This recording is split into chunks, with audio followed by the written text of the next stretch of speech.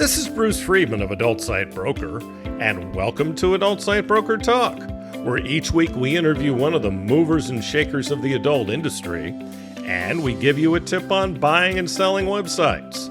This week we'll be speaking with therapist Dr. Monique.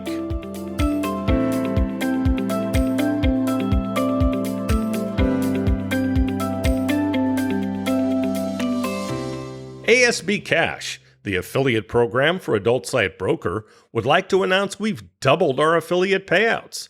That's right. Now when you refer sellers or buyers to us at Adult Site Broker, you'll receive 20% of our broker commission on any and all sales that result from that referral for life.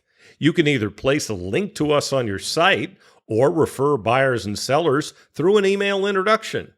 ASB Cash is the first affiliate program for an adult website brokerage.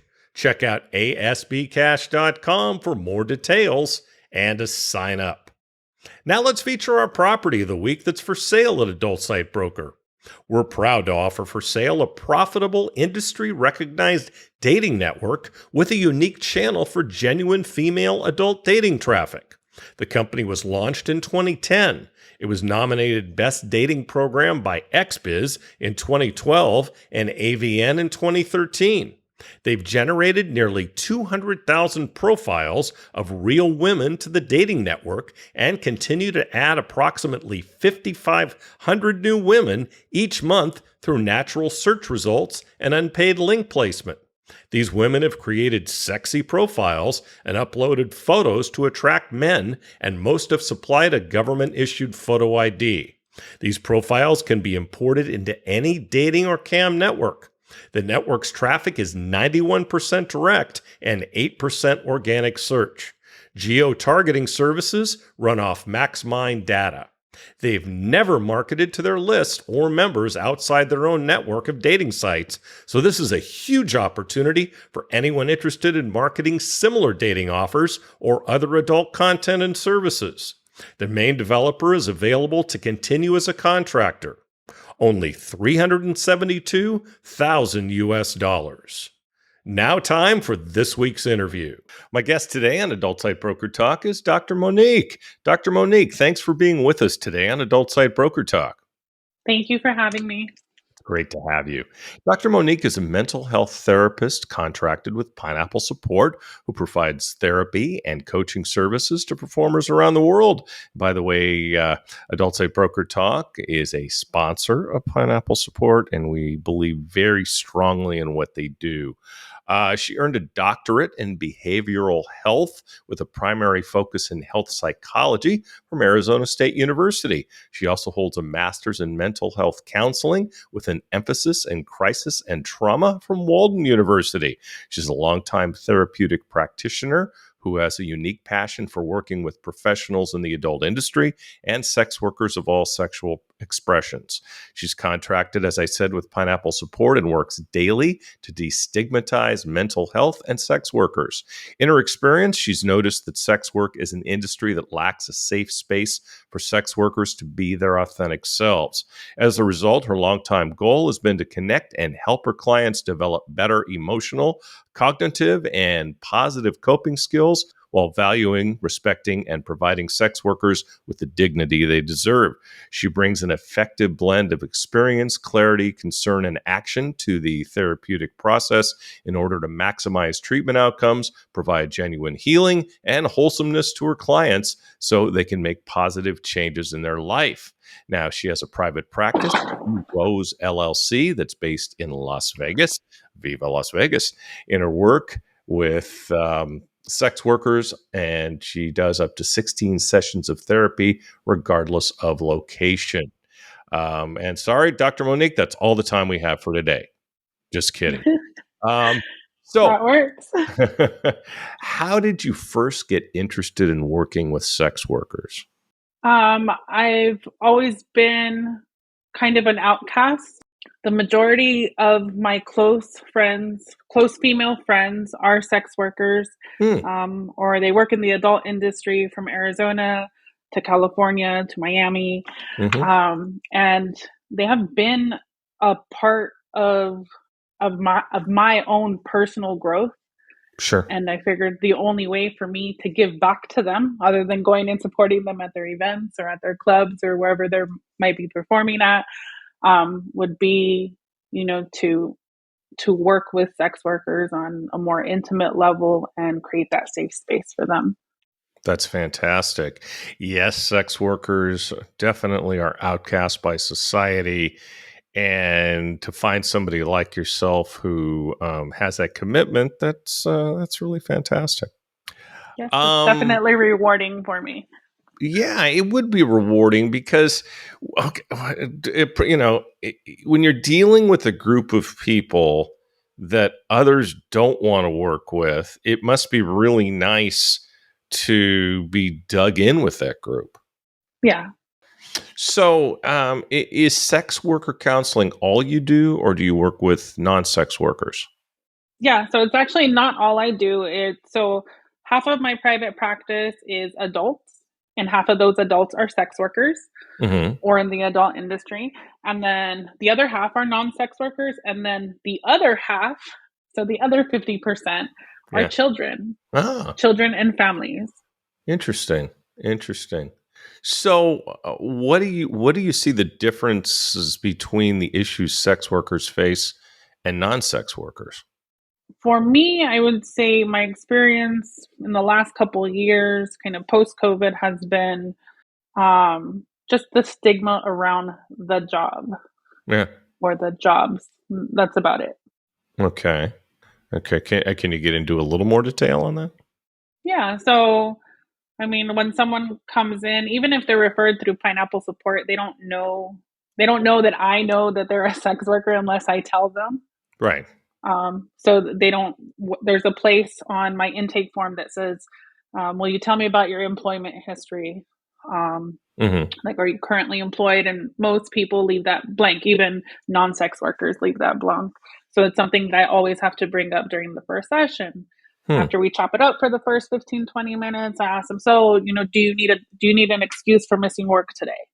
Hmm. And then usually it comes out then, well, no, because I work for myself, this is what I do. Or yes, I do. Can you give me an excuse? Hmm. Like a doctor's note. So. Yeah. Do you find that sex workers are less likely to tell you what they do or more likely? Um, I would say after the first like 15, 20 minutes, they're more likely to tell me everything. Hmm. They're more open. Yeah. Okay. And I also don't look like a lot of therapists. I think when they come in or they read my credentials online, they expect something. And Hmm. so I try and have all of my social media and stuff kind of reflective of me. I post pictures of myself, I post pictures of my family, my husband. I Hmm. don't look like the typical therapist. They expect they're going to walk in and you're going to have like this cookie cutter person in a suit or something, Yeah. um, laying on a couch with a clipboard. And that's not what I do. Yeah. What's been your impression over time in sex worker just issues? I mean, what issues are common with them? I'd say the most common ones are relationships, like how to manage Hmm. relationships, well being in the industry. Is that something even that's possible? Is it something that's looked down upon? The other big one, are addictions. Oh, yeah. Um, so drugs, alcohol, even recreational alcohol, recreational marijuana, tobacco, everything. Too much of something is bad. Too much of Right. anything is bad. Too much coffee is bad. Hmm. Those Well, I'm are probably the sorry. top two. Okay. What about trauma? Yeah, definitely a lot of trauma. And usually, Okay. once we get into those first two topics, trauma always comes up. Okay. When you're dealing with trauma with sex workers, what are your biggest challenges? Um, I'd say the first biggest challenge is for them to say out loud to a stranger Yeah. what their trauma is. Yeah. Um, I always tell people, in that first session, like I've been on the other side of the couch. I've been on the other side of the couch as a mom, as Mm. a human being in many different forms, Yeah. um, throughout my whole entire life, and as a wife and as a girlfriend and as an addict. And so Really? once I kind of give them some self disclosure and let them know they're talking to another human being with Mm-hmm. alphabet soup behind their name to Hmm. help them through their journey, they're usually able to open up. So you've had addiction problems yourself? Definitely. Oh, wow. Do you want to get into any details? My choice of drug was cocaine. Oh, wow. And in 2005, my eldest daughter's dad was murdered. And that's Oh, what I did to cope for a long time. my And it God. took, lots of things to happen. Yeah, Basically, the world took that energy and did with it what it did, and told me I need to get my head out of my ass, yeah. or I was going to lose my kid. And you express your experiences. You tell them what you've been through. Yeah. If I find it's going to be helpful for the therapeutic relationship or for the therapy, whatever's going on with them, especially if I sense like some hesitation, I'll let Mm-hmm. them know, here, let me tell you something about me. So you Yeah, don't see me. Because a lot of times people come in and they see, oh, a therapist, well, they're holier than thou. And that could yeah, be furthest from the truth. yeah, yeah. Um, Talk about the trauma that you went through, obviously with the murder. Um, Talk about that and talk about how it relates to the trauma that you see in sex workers in general. I know you can't get into specifics with clients, but talk about the differences and the similarities. I would say the only differences would be like the act of trauma. So my trauma was being a homicide survivor. Um, Yeah. and their trauma, some of them have very same, similar stories, or, they are homicide survivors themselves. They Mm. refer to them as something else. I always refer to everyone who survived anything as a survivor. Yeah. Yeah. And so just the actual trauma act is different, but everything else is the same. The grief that goes along with it.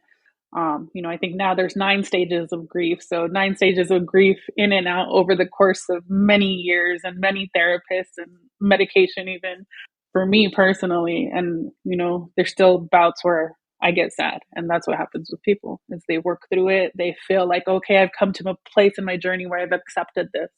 And then lo and Mm-hmm. behold, you're driving down the street and something comes on your playlist, and Mm-hmm. you're in your feelings again. Takes you back to whatever happened. Yeah. Yeah. How long ago was that? Well, it was in 2005, so it's been Wow. some time already. Yeah. Sure. Sure. But yeah, I mean, 17 years, that doesn't go away. No, not when you have a kid that looks like him every day.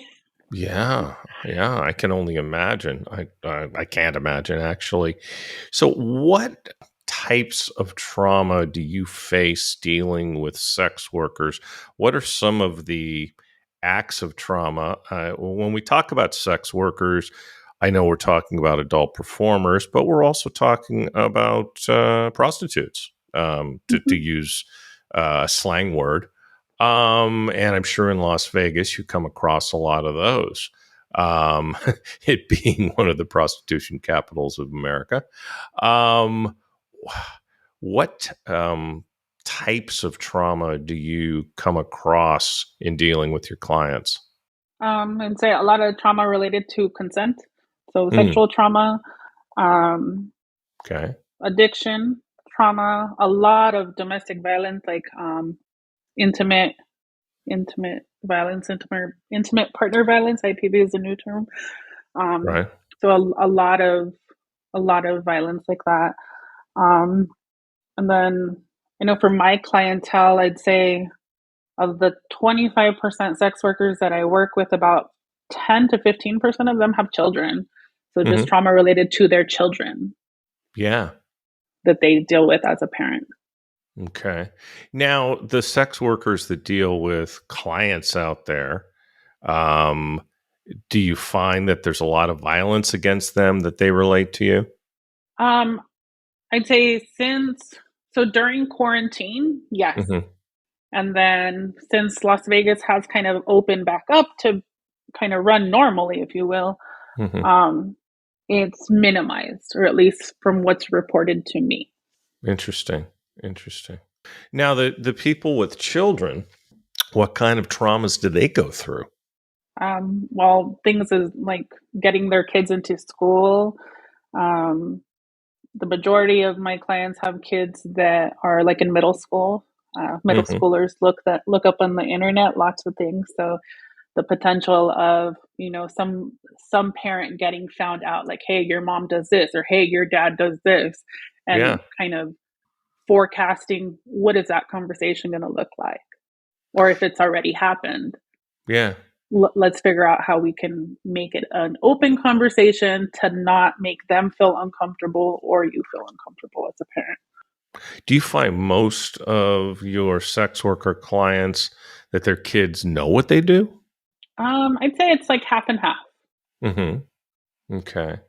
And I would imagine that for the other half, well, for both halves, it probably creates issues, right? Yeah, yeah, it definitely does. I don't know if you have kids, Bruce, but No. kids will throw anything in your face, Oh, parent or I no was. parent. I was a kid, I got picked on plenty. So, yeah, I mean, I understand how cruel children can be. I think everyone can because they were all kids at one point. So, yes, and I can only imagine. I mean, what happens when somebody works in porn, okay, works an adult, Mhm. and I mean, let's face it, okay, kids sadly are able to get on the internet and look at adult content. What happens generally when a client of yours gets found out and they come to you? It's usually a conversation. I process it with them. And when I say process, we go through it all. Like, how was it brought to your attention? What did you feel in that moment? What are you feeling now in that moment? Telling me, what can we do to work through it? A lot of times we'll have to bring the child in and they Hmm. have a session with me, their parent, there, kind of me as a mediator, just to kind of get everything out in the open. Right. Yeah, and I guess having children as clients definitely helps that. Yeah, yeah, definitely. Okay. I have lots of cool things in my offices in Hmm. my office too. So I have like a sand tray, I have Legos. So a lot of times, even I think my adults play more with the sand tray or the kinetic sand. Hmm. I have like these little emoticons I can send you a picture of, Hmm. and the adults play more with those than the kids do. We're all big kids now, aren't we? Really? Definitely. Now, how can your mental health cause burnout? Well, what do you define? How do you define burnout? Can I ask you that? How do I define it? Yeah. That's a good question. Why don't you tell me how you define So for me, it? when someone comes in and they're telling me, "Hey, Dr. Monique, I'm feeling," let's see, I'm feeling, one of the big trigger words this year has been imposter syndrome, thanks to Hmm. TikTok and all that.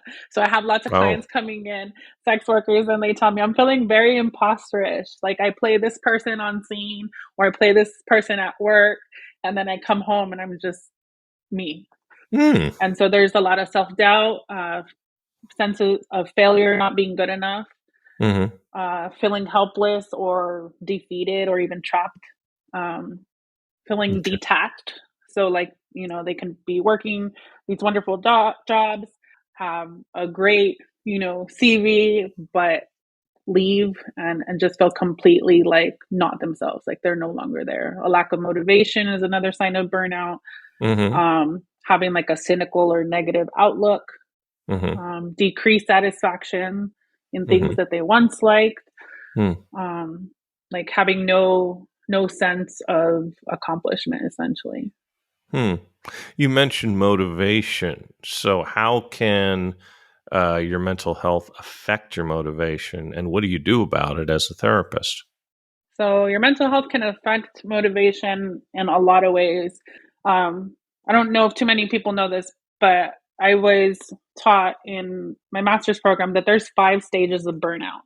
There's a honeymoon phase, which is Hmm. where you feel so burnt out, but you know you got to do it. So it's like the stage that comes with lots of energy, lots of optimism, lots Mm-hmm. of motivation.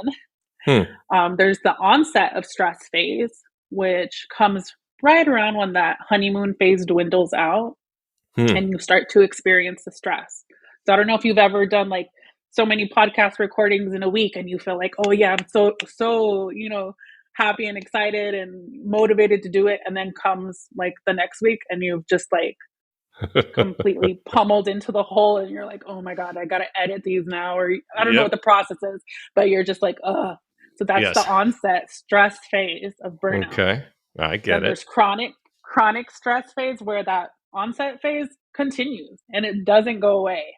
Then it's the actual burnout phase and then habitual burnout phase where you just don't come out of it and you need to find help. And once someone comes to you with that fifth phase, how do you get them out of it? Well, hopefully they come to me by like the second or third phase. But if I Hmm. get them at the fifth stage, then I have to sit with them and kind of reevaluate what got them there. And Yeah. that's really hard for people because in that moment, all they can think about is what got them to therapy in that very moment. Yeah. Where they are. Right. Yeah.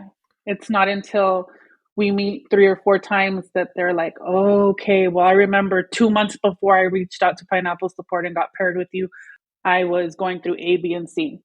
Hmm. And then we're able to kind of bring it back to light.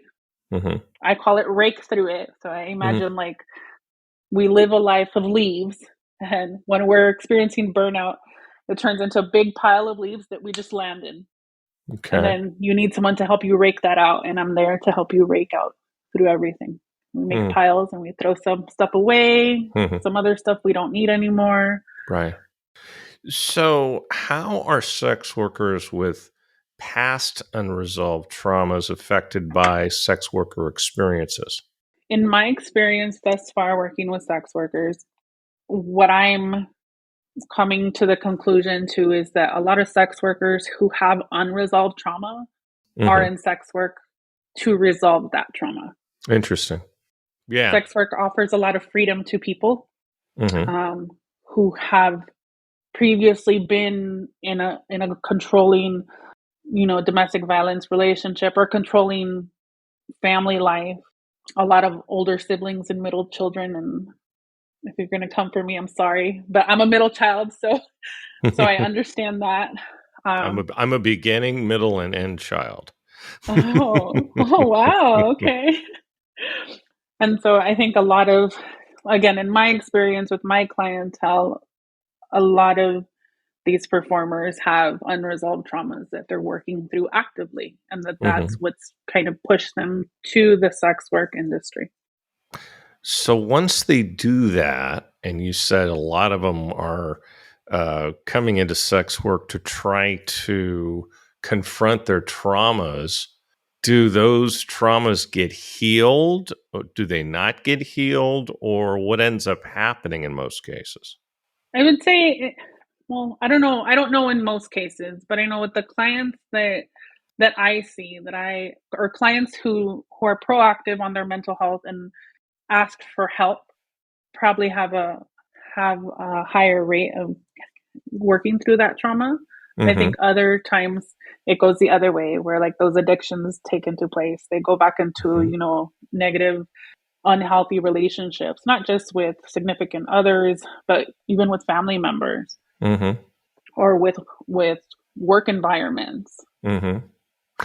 I mean, in most cases, do you think that sex workers are totally healthy? And I'm probably getting in trouble for asking this, but are totally healthy mentally, and God knows, I don't know how many of us are, when they come into sex work, or are they coming into sex work in a lot or most cases because of their past experiences? I would say they're coming into sex work because of their past experiences. Okay. And what are some of the past experiences that lead people into sex work? I'm not sure. I can't speak to that as a whole, but with my clientele, the themes that are common are like the ones that I said: relationships, poor relationship, unhealthy relationships, not just with a Mm-hmm. significant other. It can be with previous employers, both in and out of sex work, Mm-hmm. um, family, toxic family members. Yeah. Um, that's a big one. That's a real big one. Mm-hmm. Yeah, just past trauma. How about their upbringing? How does your upbringing affect somebody getting into sex work as they're being raised by their parents? One of my methodologies that I work from is a foundation of attachment styles. Hmm. Um, attachment. So, one of the first things I do with clients when they come in is I send them a short quiz that they complete. They send me the results, and it basically gives me their attachment style. From there, I ask them some questions through a conversation similar like the one we're having today. Okay. And I evaluate their adverse childhood experiences. Hmm. And then from there, I'm able to glean kind of what their childhood was like. Right. Mostly, what it ends up is, people have an insecure or an unhealthy attachment style. So we latch on to different things in different ways because it makes us feel safe. Um, What is attachment style? so, attachment style is basically the way you interact with people. Hmm. There's four main ones. There's a secure attachment style, an anxious attachment style, avoidant, which is avoidant, and then fearful avoidant, which is kind of a disorganized. Like that's the type of person where you're like, I want to be in a relationship and I'm going to make this relationship happen. But the moment that motherfucker gets serious, you start, Hmm. blocking them and putting them on shine and not wanting to talk to them. Ah, yes, yes, I dated one of those. So she had all kinds of issues. So, how important is a sex worker support system, and how diverse should their support system be? I think a sex workers support system should be as diverse as possible. It should not just be completely other sex workers. It should Mm-hmm. not be completely just, outside of sex work. It should be a little bit of everyone. And it should be Mm-hmm. people that support you, but at the same time hold you accountable. And that's where it gets tricky. Because a lot of times as people, as a person, as part of someone's support system, we wanna help them, and the last thing we want to do is piss them off. Yeah. But in reality, what are we doing? We're enabling that person. We're enabling whatever behavior, whatever thing they're doing that's not serving them right. So Right. we're not doing them any good. So if you're Okay. going to be a part, as you're picking your support system, try and think about like, okay, Monique has a big mouth, but I know she'll tell me when I'm doing something good, but I also know she'll hold me accountable. If I tell her, hey, I'm going to do this, and then I come back 3 weeks later and she's like, all right, where's the progress for this? Show me the, accountability partner. And I don't have it to show, she's going to call me out on it. And I mean, but do people actually do that consciously? Do what part? Pick their support system. Yes. Really? Okay. That's interesting. And I assume that a support system is important. Yes. Okay. Yeah. Okay. It helps when you're burnt out. It helps when you're getting past that honeymoon phase. Mm, Or if you're in that honeymoon phase and you have a person who's grounded in your support system that can tell you, hey, things are going really good right now, but I want you to be able to know that it's not always going to happen like that. right.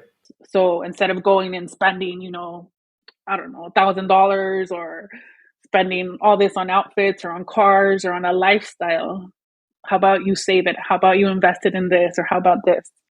And how important is a support system for sex workers versus non-sex workers? I would say they're both as important. There's Okay. not one. Okay. Yeah.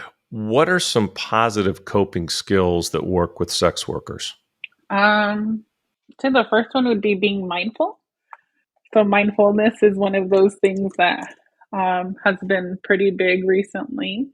Yes. Um, and being mindful is just being fully present and aware of like where we are and what we're Hmm. doing. Yeah. It helps us not be overly reactive to something or overwhelmed by what's going on. Hmm. And I think for me, when I ask people, can you be mindful? They look at me like with this blank stare. And they're Yeah. like, you want me to What? sit there and meditate? I'm like, Hmm. no, that's not what mindful means. Mindful is, there's mindful breathing where, yeah, you take a moment, sometimes 30 seconds, a minute, and Hmm. take a deep breath. If you have one of those fancy smartwatches that usually has something on there, take a minute of mindfulness and it, Yeah. times you with your heart rate and stuff. Um, That was irritating me. I finally turned it off. Oh, you have to start it again then. Maybe on your own terms though. Okay. Mindful breathing, then there's just concentration, being Hmm. aware of your body, being aware of what you're eating. A lot of us, me included, we go out to eat for lunch or dinner or whatever, breakfast, Hmm. and we sit there and we're sitting with someone, but I'll be damned if I don't put my phone on the table to make sure nothing comes through. So Yeah. in that Yeah. moment, I'm not being mindful of what I'm doing. I'm not being respectful either, but that's a different topic. Well, sign of our Um, times, unfortunately. yeah, but releasing tension, walking, those are Hmm. some easy coping skills on how to be mindful. Hmm. Um, some other coping skills that I utilize with clients is being aware of where they feel it in their bodies. Hmm.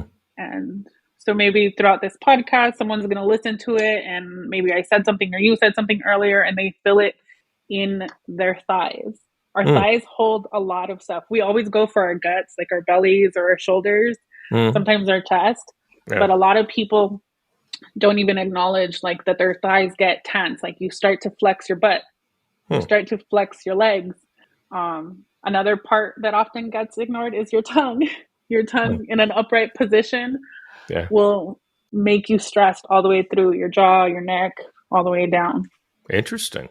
I got to tell you, this is fascinating. I'm learning a lot, and a lot of the things you're saying, I'm relating to my own experiences, my own life, my own stresses, my own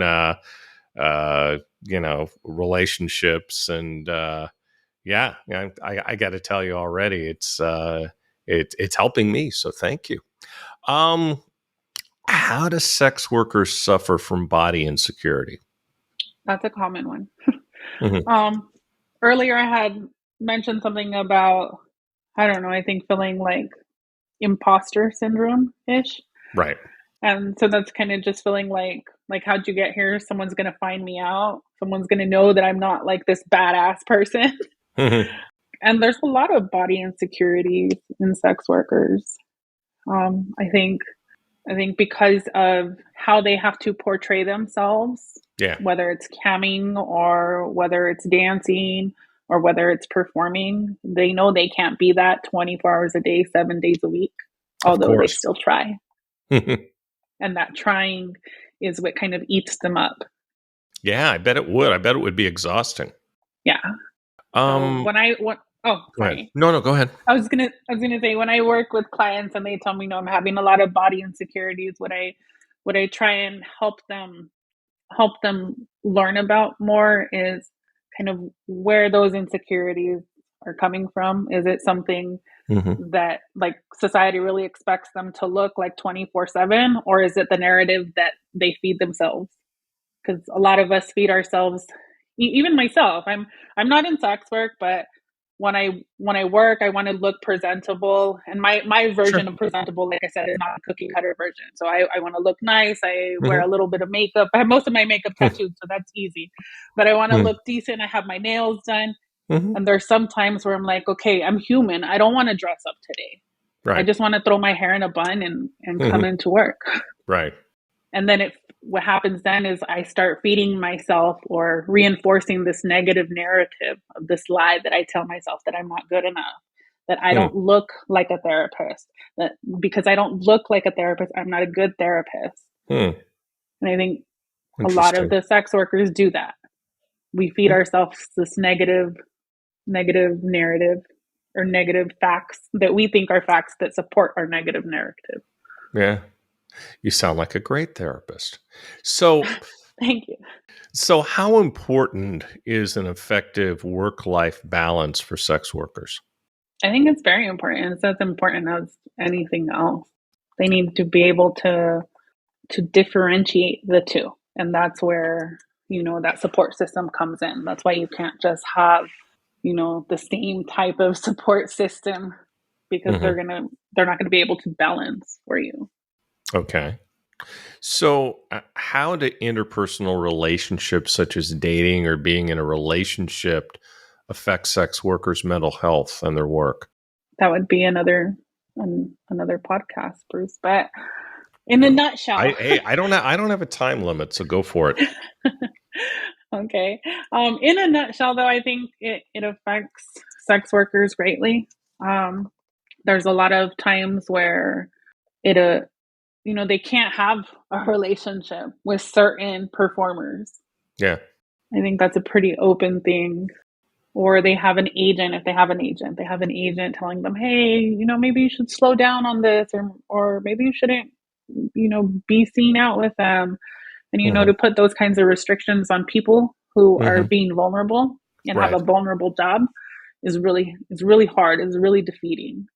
And it kind of Hmm. goes back to that, feeding themselves a negative narrative. So you don't know what's going on in that other person's head. So if you're an agent and I'm telling you, hey Bruce, you can't see Monique no more, and you're already in your head about how, you shouldn't be in that relationship, what's that going to do? That's going to support that negative lie. Yeah. And then before you know it, you're down this rabbit hole you can't find yourself out of. Do you ever come across a client where you advise them to get out of sex work for their mental health? As of yet, I have not. I do Hmm. advise them to, make sure that they're setting good boundaries, that they're respecting themselves and Hmm. others. Yeah. If they find that work-life balance is more work than life, then I'll sit with them and we'll figure out a plan. Like I've had clients who've taken out their itinerary with me and been like, okay, I'm going to Miami for 4 days and I'm supposed to be camming this day and trading this day and doing this. And so we go through each activity and we determine, okay, how is this going to support me? That's Hmm. one of my biggest questions that I ask my clients to ask themselves. How is Hmm. this going to support me? Yeah. Yeah. And I would imagine the ones with families, that gets even more complicated. Definitely. What are some of those additional complications with their schedule and their kids? The majority of the ones, like I said, the ones that have children have a strong support system that, takes care of their kids if they're kind of away at shoots for a long period of time. Hmm. So they have like reliable babysitters. That's super important. Trustworthy babysitters, Hmm. more so important. Or they have like an older child that Hmm. can care for the other ones. Yeah. Okay. So, how has the pandemic affected sex workers' mental health? I'm sure it's been devastating. Yeah, I would say from what I gather from my clients so far, it has been. There's been a lot of transitions Hmm. that sex workers have gone to or had to go through. A lot of them that were working kind of in person, like at local gentlemen clubs and stuff, had to move everything online, to Right. camming, to phone sex work, to all the other sex work that's available. Hmm. And some of them had good resolve from that, and others didn't. Yeah. But they're still struggling to going back. They still don't know if they want to go back because they haven't been back for like 2 years. Yeah. I would imagine it would be traumatic for many sex workers to risk getting COVID. Yeah. And I know a lot of the places locally here, they all require, some type of COVID testing in addition to the regular testing that goes on. Some of the producers I work with, they require everyone on set, to have a COVID test. Hmm. And if there's any sign of any kind of, immune system stuff going on, even if it's just a cold, they they just cancel things. Okay. Well, at least there's some safeguards in place. Yeah. That's a good thing. So, Monique, how can someone contact you? They can contact me through Pineapple Support. There's other wonderful therapists on there also. Yes. You can usually go and look on there and click on your state. Pineapple Support, because Pineapple Support does offer counseling and coaching. Hmm. If you, like, I have clients who live in New Zealand. Hmm. I have some that live in Japan. And Right. so as long as we work out the time difference, I am able to see anyone from anywhere. That's Um, all. And how about your private practice? How yeah. could someone? And then Oh, so you go online, it's Key Rose LLC. And mm-hmm, I have a Twitter, Instagram, all the social media stuff. mm-hmm. Um, Great. Hey, one more question, and we really didn't cover this about pineapple support. When Leia first started pineapple support, I was thrilled, and obviously there was a real emergency with performers taking their own life. Um, Talk about the importance of something like pineapple support for the adult industry and how pineapple support needs companies and individuals and adult to support it financially. well, I know with my clients, without pineapple support, they would have never gotten help. And I often, personally just wonder, like, if they wouldn't have gotten help, would they even be on this earth today? Yeah. Pineapple support continues to help everyone. So they offer, like you said earlier, up to 16 sessions. So if a performer Right. is in a financial bind where they can't afford it, they will cover the entire cost, Yeah. all 16 sessions, Mm-hmm. no matter their gender, ethnicity, social status, age, sexual orientation, none of that matters. Mm-hmm. Um, they have an ever growing team of sex worker friendly, kink aware therapists like myself to see you face to face or online.